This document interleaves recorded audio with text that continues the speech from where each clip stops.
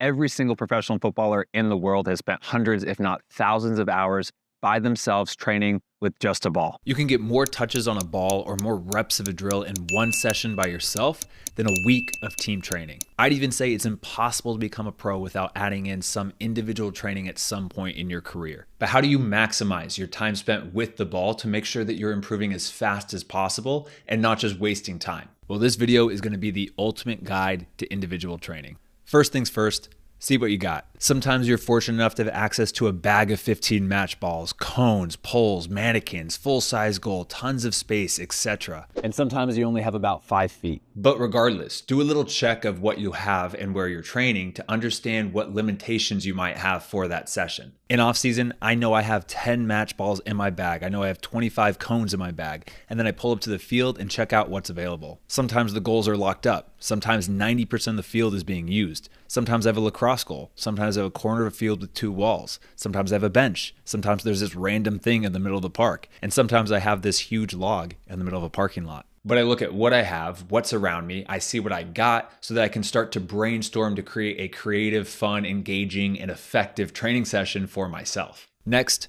understand your limitations. If you're by yourself in a tight space in your garage, you won't be able to do rondos or work on finishing or 1v1 defending. You just can't. You just can't work on all parts of the game by yourself, but you can work on aspects of the game that will translate to a real match. So focus on these aspects. If you don't have much space, you'll probably get the best bang for your buck from tight space ball mastery and manipulation drills, maybe some juggling as well. If you have a decent sized space but no goals or walls, you'll probably want to focus on ball mastery and manipulation drills, as well as larger space juggling work, larger space dribbling drills at faster speeds, and maybe some first touch work out of the air. If you have access to a larger space and a goal, you can do everything that I've mentioned, as well as some passing or finishing drills. And if you have access to a wall, you can absolutely hammer your first touch and passing and get thousands of touches in. Hopefully you have really great resources, but if you don't, get creative. You can make some really fun, really good training sessions in some very unique areas. Next, have a plan.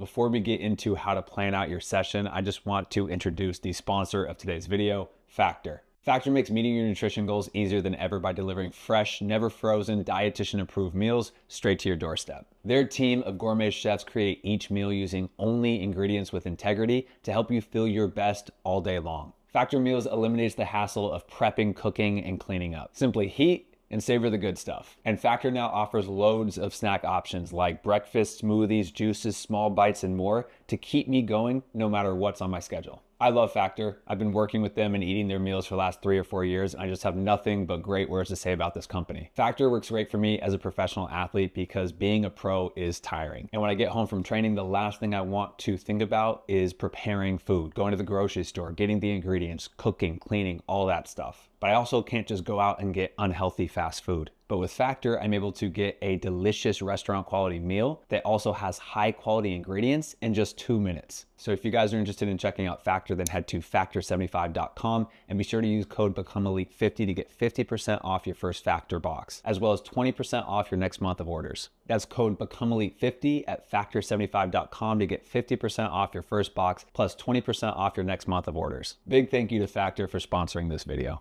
Have a plan.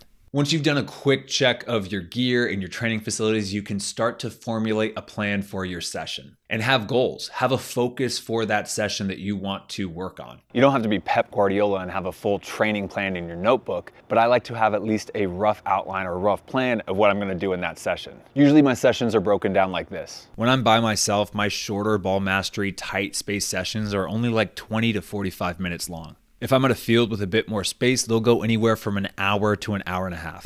The first 5 to 10 minutes is the warm-up. Many times I'm incorporating the ball, and sometimes my warm-up is just me doing that first ball mastery or that first wall passing drill at like 50% speed for a few minutes. Then I'll usually do 15 to 20 minutes of some wall passing, ball mastery, or juggling drill to start to work into the session and just to get a ton of touches in. If it's a tight space training, I'll probably do another 10 to 15 minutes of those drills, but then I'll just stop there. If I have a bit more space, then I'll open it up a little bit. 20 minutes of dribbling, passing, circuit style drills. This is where I start to increase the intensity, increase the size of the drills, and really get into the most physically demanding part of the session. These are usually drills where I'm moving and dribbling at really high speeds because they're tiring. But I love these circuit style drills because they're really easy to create and it's really easy to lock in and focus when you're by yourself. And there's a reason why pros at the highest level do these drills when they're coming back from injury and they're training by themselves, because it's one of the best things you can do by yourself. After that, I'll open up even more and I'll do 20 minutes of some form of striking the ball, whether that's finishing, long balls, crossing, etc.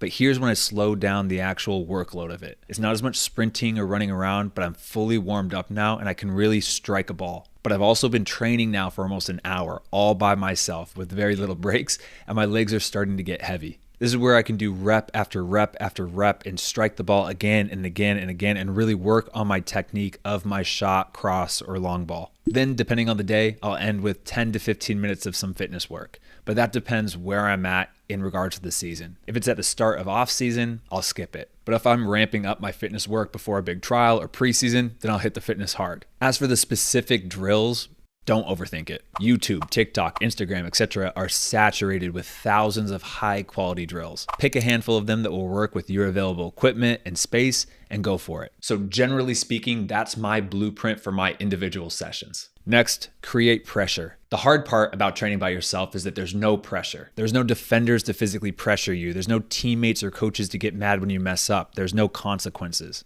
If you miss a shot, no worries. You literally have unlimited attempts to try again. The lack of pressure, the lack of a coach, the lack of rules almost gets players to start relaxing or screwing around because it doesn't matter if you mess up. Whether it's in the wall passing, ball mastery, crossing, finishing, whatever, I like to create these little challenges for myself to apply pressure on myself. For example, in this drill, I try to go 10 passes with each foot in a row without losing control of the ball.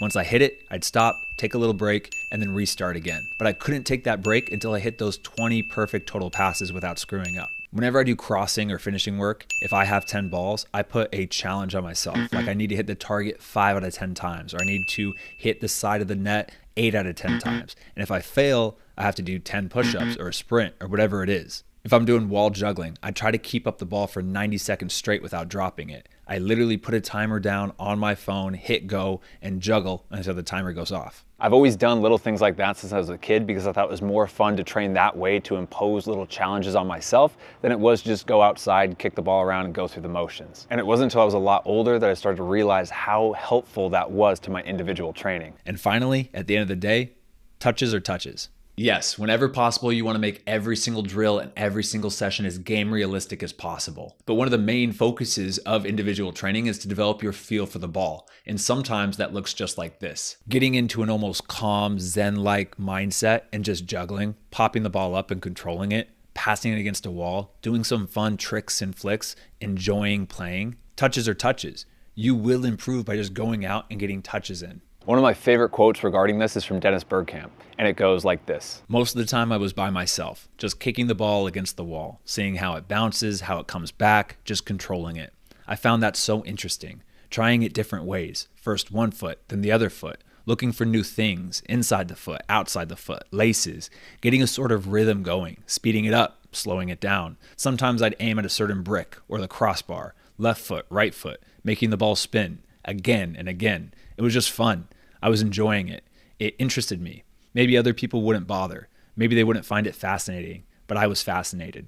Individual training really is about developing your relationship with the ball, getting comfortable with it, and refining your technique so that when you get into your team training, you're sharp and you can focus on learning the tactical parts of the game. So I hope that helps shed some light on individual training. If you guys want to watch some of my individual training sessions from over the years, I'll link some of my favorite ones in the description. But anyway, guys, that's the video. And if you liked it, please hit the thumbs up button, subscribe. I'll see you guys in the next video. All right, guys, peace.